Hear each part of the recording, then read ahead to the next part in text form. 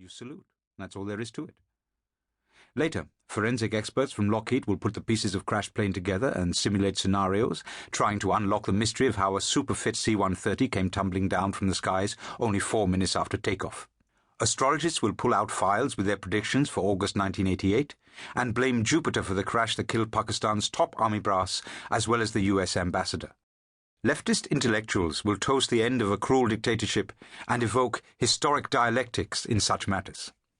But this afternoon, history is taking a long siesta, as it usually does between the end of one war and the beginning of another.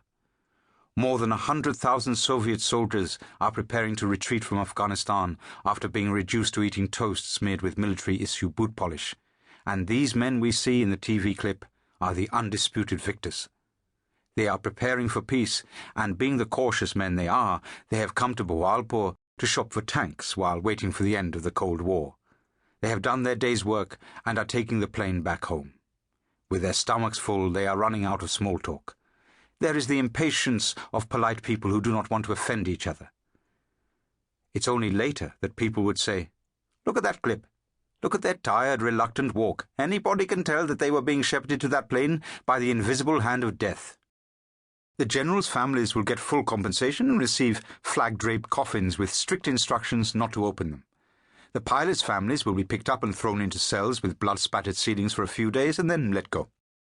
The US ambassador's body will be taken back to Arlington Cemetery, and his tombstone would be adorned with a half-elegant cliché. There will be no autopsies. The leads will run dry. Investigations will be blocked. There will be cover-ups to cover cover-ups. Third-world dictators are always blowing up in strange circumstances, but if the brightest star in the US diplomatic service, and that's what was said about Arnold Raffel at the funeral service in Arlington Cemetery, goes down with 8 Pakistani generals, somebody would be expected to kick ass. Vanity Fair will commission an investigative piece. The New York Times will write 2 editorials. Sons of the deceased will file petitions to the court and then settle for lucrative cabinet posts. It would be said that this was the biggest cover-up in aviation history since the last biggest cover-up. The only witness to that televised walk, the only one to have walked that walk, would be completely ignored.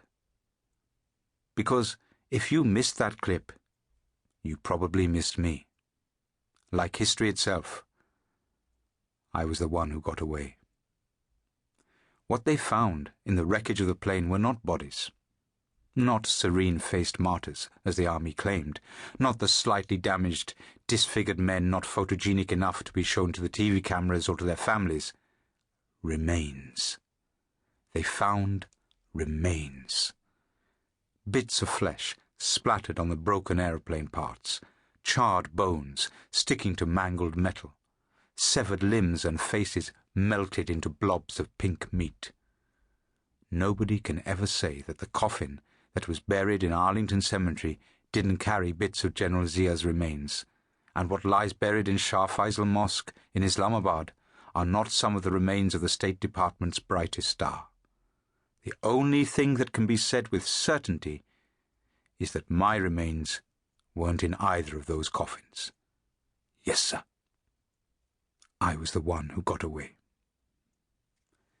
The name Shigri didn't figure in the terms of reference.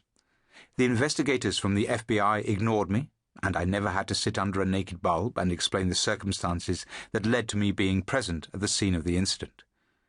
I didn't even figure in the stories concocted to cover up the truth. Even the conspiracy theories which saw an unidentified flying object colliding with the presidential plane, or deranged eyewitnesses who saw a surface-to-air missile being fired from a lone donkey's back, didn't bother to spin any yarns about the boy in uniform with one hand on the scabbard of his sword, stepping forward, saluting, then smiling, and walking away. I was the only one who boarded that plane and survived. Even got a lift back home. If you did see the clip, you might have wondered what this boy with mountain features is doing in the desert, why he is surrounded by 4-star generals, why he is smiling. It's because I have had my punishment. As Obaid would have said, there is poetry in committing a crime after you have served your sentence. I do not have much interest in poetry, but punishment before a crime does have a certain sing-song quality to it.